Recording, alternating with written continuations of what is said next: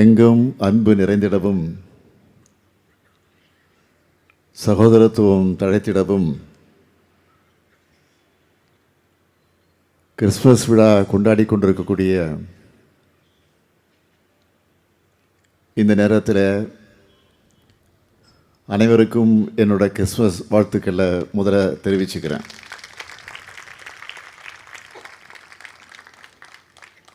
ரெண்டு நாட்களுக்கு முன்னாடி கிறிஸ்தவ நல்லெண்ணக்க இயக்கத்தின் சார்பில் நெல்லையில் நம்முடைய அருமை சகோதரர் இனிகோ அவர்கள் நடத்திய மனிதநேய மகத்துவ கிறிஸ்மஸில் பங்கேற்ற மகிழ்ச்சியை 2 மடங்காக ஆக்குகிற வகையில் கழக சிறுபான்மை நல உரிமை பிரிவின் மூலமாக தம்பி சுபேர்கான் நடத்தப்படக்கூடிய இந்த அன்பின் இனிய கிறிஸ்மஸ் விழா பெருவிழாவை கொளத்தூர் தொகுதியில், மன்னிக்கணும், என்னுடைய கொளத்தூர் தொகுதியில்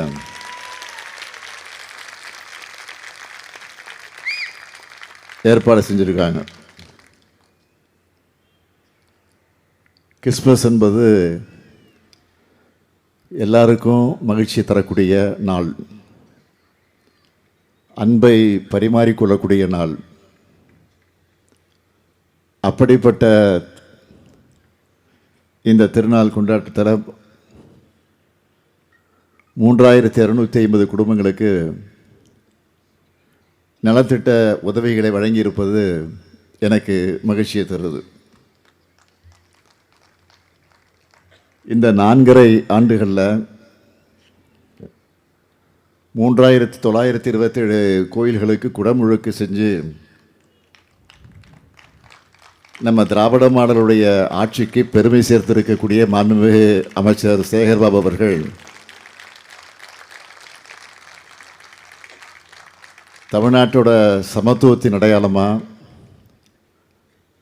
சகோதரத்தினுடைய அடையாளமாக இந்த நிகழ்ச்சியை சிறப்பாக நடத்திக்கிட்டு இருக்காரு. இந்த உணர்வு எல்லா மக்களோட உள்ளங்கள்லையும் பரவணும். நெல்லையில் நடந்த கிறிஸ்மஸ் நிகழ்ச்சியில் பேசினப்போ நம்ம திராவிட மாடல் அரசு சிறுபான்மையினருக்கு செஞ்சிருக்கக்கூடிய திட்டங்களை எடுத்து சொல்லி அதற்கு பின்னால் சில அறிவிப்புகளை, 4 முக்கியமான அறிவிப்புகளை நான் வெளியிட்டேன். அந்த நிகழ்ச்சிக்கு பிறகு அந்த நிகழ்ச்சியை பற்றி பேசின நிறைய பேர் எங்களுடைய தேவைகளை எல்லாம், கோரிக்கைகளை வைப்பதற்கு முன்னாலேயே அதை உணர்ந்து செஞ்சு தரீங்கன்னு பாராட்டி பேசுனாங்க. உங்களுக்காக நமது அரசின் மூலமாக நாம் உருவாக்கி இருக்கக்கூடிய திட்டங்களை நான் பல்வேறு மேடைகளில் பட்டியலிட்டு சொல்லிகிட்டு இருக்கிறேன். சிறுபான்மை மக்களோட நலன்களை பாதுகாக்கணும், உங்களோட வாழ்க்கையில் ஒளி நிலை பெறணும், பார்த்து திட்டங்களை செஞ்சுக்கிட்டு இருக்கிறோம்.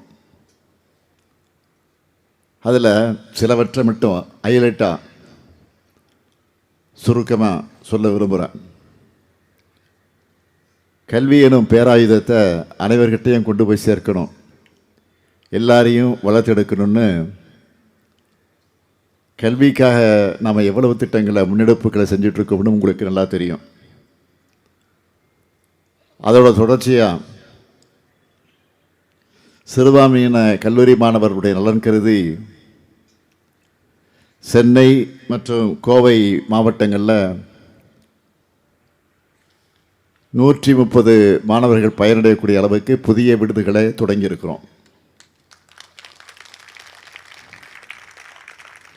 சிறுபான்மையின மாணவ மாணவிகளுக்காக 14 கல்லூரி விடுதிகளில் நூலகம், உடற்பயிற்சி கருவிகள், விளையாட்டு கருவிகள் இப்படி பலவற்றை ஏற்படுத்தியிருப்பதோடு அந்த மாணவர்களுடைய தனித்திறன் மற்றும் ஆங்கில பேச்சாற்றலை உயர்த்தணும் என்கிற அந்த பயிற்சியை நிறைய செஞ்சுக்கிட்டு இருக்கிறோம்.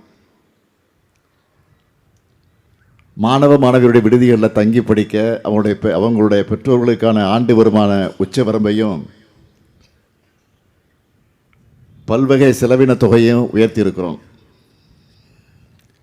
இதனால் இதுவரைக்கும் 884 பள்ளி மாணவ மாணவியருக்கும்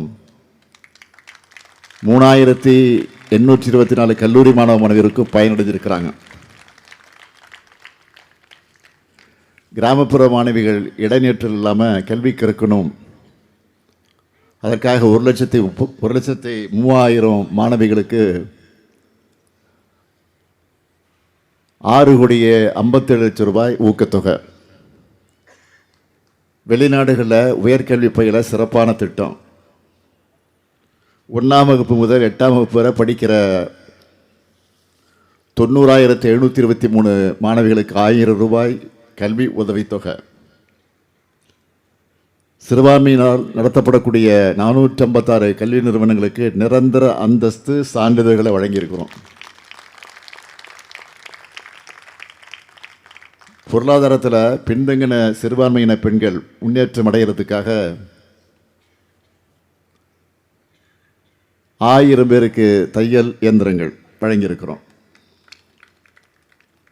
தமிழ்நாட்டில் இருக்கிற கிறிஸ்துவ மக்கள் ஜெருசலேமிற்கு புனித பயணம் செய்வதற்கான மானியத்தை 37,000 ரூபாயாகவும், கன்னியாஸ்திரிகளுக்கு 60,000 ரூபாயும் உயர்த்தி இருக்கிறோம். 2,87,00,000 ரூபாய் மதிப்பீட்டில் 44 தேவாலயங்களை புனரமைச்சிருக்கிறோம்.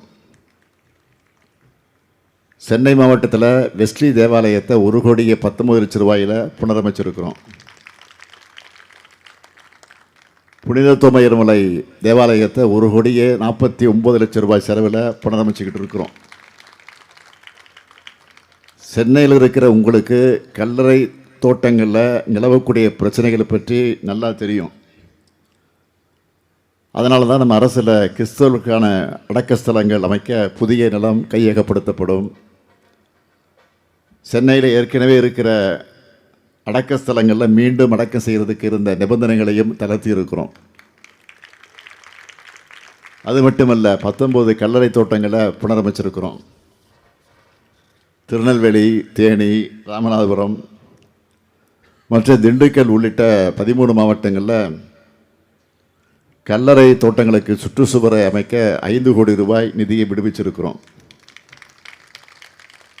இப்படி என்னால் பல மணி நேரத்துக்கு லிஸ்ட்டு போட்டு சொல்லிக்கிட்டே போக முடியும்.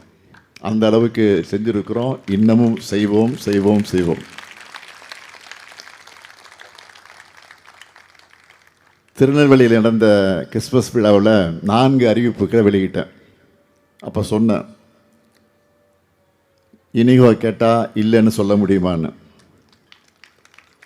அதனால் இந்த விழா மேடையிலே சிரித்துக்கொண்டே ஒரு கோரிக்கை கொடுத்துருக்கிறார். எங்கே போனாலும் கோரிக்கை வைக்கிறதா ஒரு வேலை.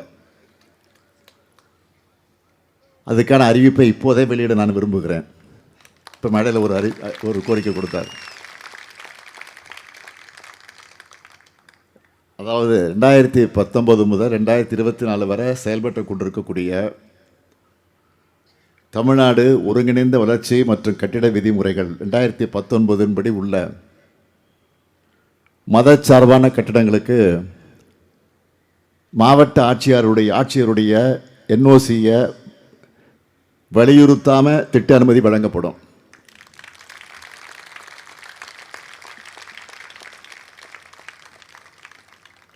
இதோட நிறுத்திக்கிங்க.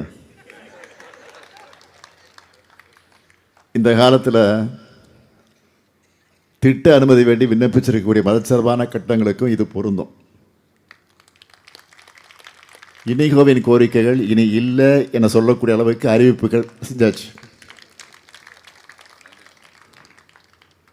அதனால் நீங்கள் எப்பவும் போல் நம்ம அரசோட சாதனை திட்டங்களை நீங்கள் எல்லாரும் ஒவ்வொரு வீட்டுக்கு கொண்டு போய் நமக்கு பக்கபலமாக இருக்கணும்னு அன்போடு நான் உங்களை உரிமையோடு கேட்கிறேன். நாட்டில் வாழும் சிறுபான்மை நமக்கு அனைவரும் இன்றைக்கு என்ன மாதிரியான அச்ச உணர்வோடு வாழ்ந்துக்கிட்டு இருக்காங்கன்னு நான் சொல்லி தெரிய வேண்டிய அவசியம் இல்லை.